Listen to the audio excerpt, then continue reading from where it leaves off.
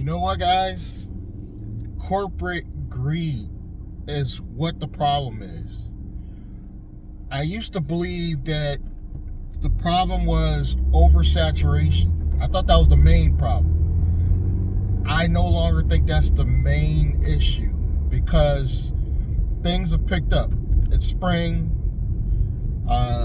Everybody's back in full swing. Things have gotten busy, but the problem isn't oversaturation. And I've been asking passengers, and they've been saying they've been waiting longer. Drivers have been canceling left and right. You know why that is? The corporate greed has set in. Uber particularly, but both Uber and Lyft have been giving such nasty offers that drivers are canceling back to back. This is one of the reasons why that Trip Radar is going haywire. Trip Radar is so annoying now. Uber Trip Radar, it makes that loud noise now. Annoying as hell. But now I understand why the passengers are complaining. Because these drivers are canceling back to back to back. Because the offers are so low.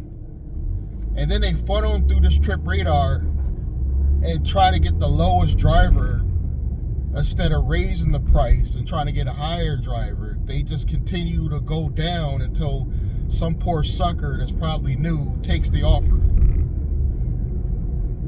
So the rides are getting worse. Meanwhile, the cost for the passengers is going up lately. Yes, it's gone up. Passengers are telling me the rates are going up. The surge sometimes is ridiculous, and the driver isn't even getting a piece of that surge. You know, they're paying us based on the normal trip and not the actual surge that they got from the passenger. So that's becoming a ongoing thing. It's just getting worse, in my opinion. Worse and worse and worse. And I no longer believe that saturation plays a major part. It still plays a part, but I no longer think it's the major reason. I think the problem that Uber has, particular Uber, is give me 1 second. The problem with Uber, I think, is they're having problems in other states. So what they'll do is they'll siphon money from other states like Connecticut because they have to pay New York drivers more money. So there's times where I believe that they'll take money and raise the rates in other states to pay off the states that they can't do that to, like New York.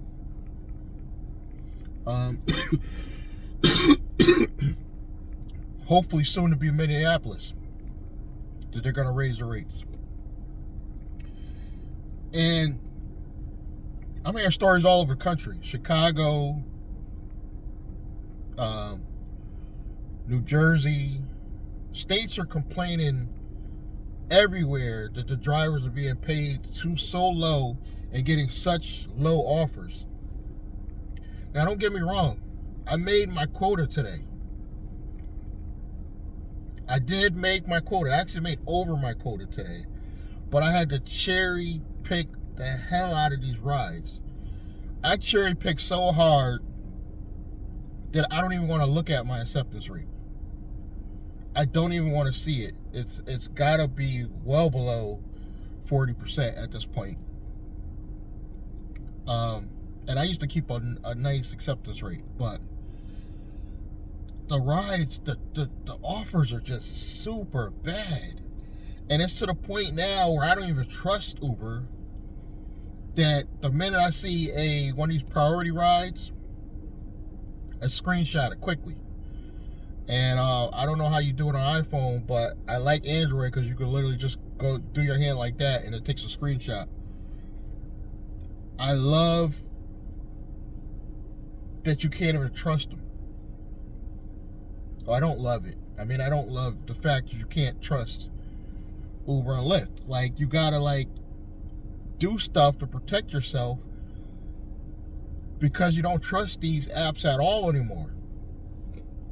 A situation I had on the Lyft side now is the situation now with the returning of missing and stolen items, not stolen items, but missing items left in your car. They used to pay $15.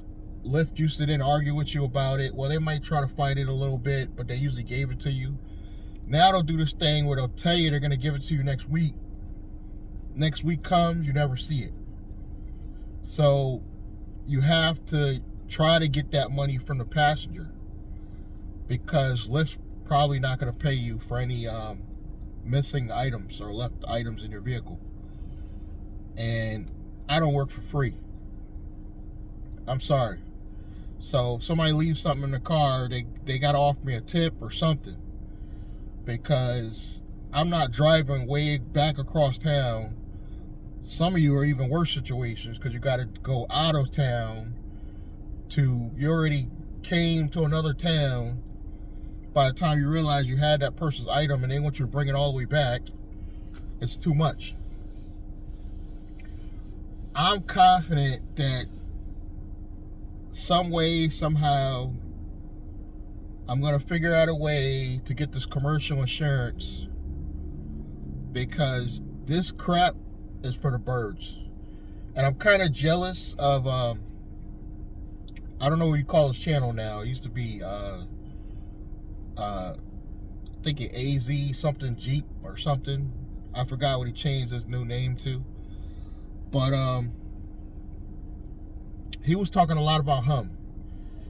And Hum is a new app, but I believe it's only in his state, that gives you the ability to